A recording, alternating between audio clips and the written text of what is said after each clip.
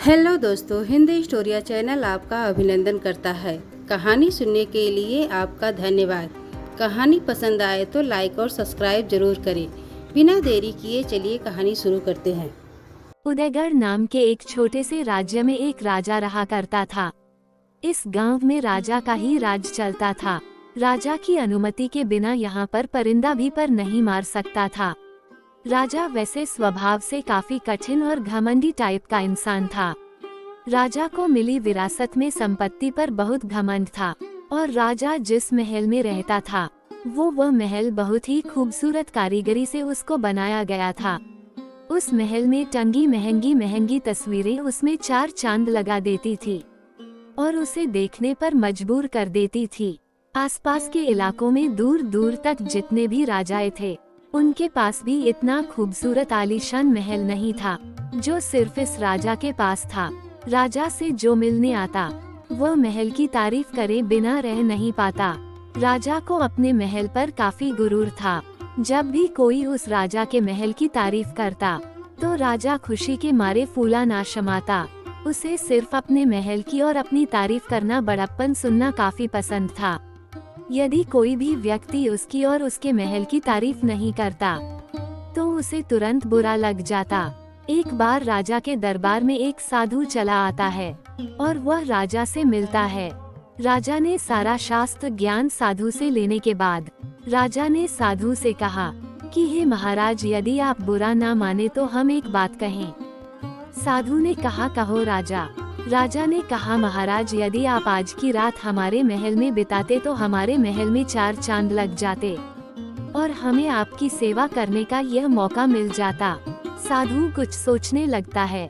फिर साधु राजा से कहता है कि मैं अवश्य इस सराय में रुकूंगा।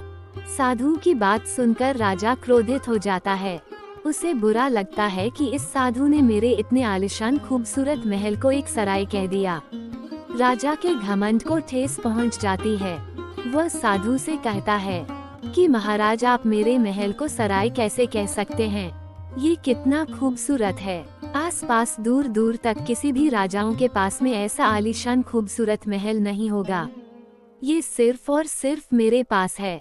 आपका सौभाग्य होता यदि आप इस महल में रुकते, वरना दर दर भटकने वाले साधुओं को टूटी फूटी कोठरी भी नसीब नहीं होती। आपने मेरे महल को सराय कहकर अपमान किया है। आप तुरंत अपने वचन वापस लीजिए, वरना आपके लिए अच्छा नहीं होगा। मैं तो आपकी सेवा करने के लिए आपको यहाँ पर रुकने के लिए कह रहा था। साधु थोड़ा सा मुस्कुराया और कहने लगा कि हे राजा, मैंने तो सिर्फ तुम्हें सत्य का एक आईना दिखाया है और जो सत्य है वह सत्य है। मैं अपने वचन कैसे वापस ले सकता हूँ, क्योंकि मेरी नज़र में तो ये सिर्फ एक सराय ही है। साधु की बात सुनकर राजा और क्रोधित हो जाता है और साधु से कहता है कि यदि आपको लगता है कि यह सराय है तो आप इसे सीधा करके दिखाओ। साधु कहता है, ठीक है, चलो तुम मेरे एक प्रश्न का जवाब दो। राजा कहता है, पूछिए महाराज। साधु कहता है कि आपसे पहले ये महल किसका था? तो राजा कहता है, मेरे पिताश्री का। साधु कहता है, उनसे पहले ये महल किसका था? मेरे पिताजी के पिताजी का, मतलब कि मेरे दादाजी का। राजा ने जवाब दिया। फिर साधु ने कहा कि उससे पहले ये महल किसका था? मेरे पिताश्री के पिताश्री, यानी कि मेरे दादाजी के पिताजी का ये महल था और इस महल का इतिहास बहुत पुराना है। गुरुदेव, आपको मैं कैसे बताऊं? साधु ने राजा से कहा कि सुनो राजा, ये महल तब भी सराय के रूप में ही पूजा जाता था जब आपके पिताजी के पिताजी रहते थे, और आपके पिताजी के जाने के बाद ये राज्य पाठ ये सब कुछ आपको सौंपा गया है। आपका इस सराय पर इतना घमंड करना आपको शोभा नहीं देता। आप इस सराय पर इतना घमंड क्यों करते हो? एक न एक दिन तो इसे छोड़कर आपको भी जाना ही होगा। जैसे एक शरीर से आत्मा को एक न एक दिन इस शरीर को छोड़कर परमात्मा के पास जाना होगा। साधु की बात सुनकर राजा की आंखें भर आई और राजा ने हाथ जोड़कर साधु से कहा, हे गुरुदेव, आज आपने मुझे ये सत्य का आईना दिखाकर मेरी आंखें खोल दी। मैं इस लोभ में पड़ा हुआ था और इस पर अहंकार कर रहा था। मेरा अहंकार चकनाचूर कर दिया आपने। जाने अनजाने में मैंने आपका जो भी अपमान किया है उसके लिए मुझे क्षमा कर दीजिए गुरुदेव। साधु ने राजा को आशीर्वाद दिया और राजा को माफ कर दिया। और उस दिन साधु उस महल यानी कि सराय में रात को रुके और सुबह भोर होते ही चुपचाप वहां से चले गए। इस कहानी से हमें ये सीख मिलती है कि वो कहते हैं न क्या लेकर आया था और क्या लेकर जाएगा, खाली हाथ आया था और खाली हाथ ही चला जाएगा।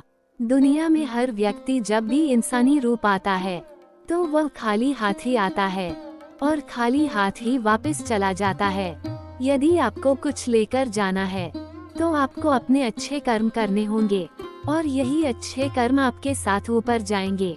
इसलिए दोस्तों, अच्छे कर्म करते चलिए और अच्छे इंसानियत होने का एहसास अपने आसपास के लोगों को बताइए, ताकि आपके जाने के बाद भी वे लोग आपको याद करें।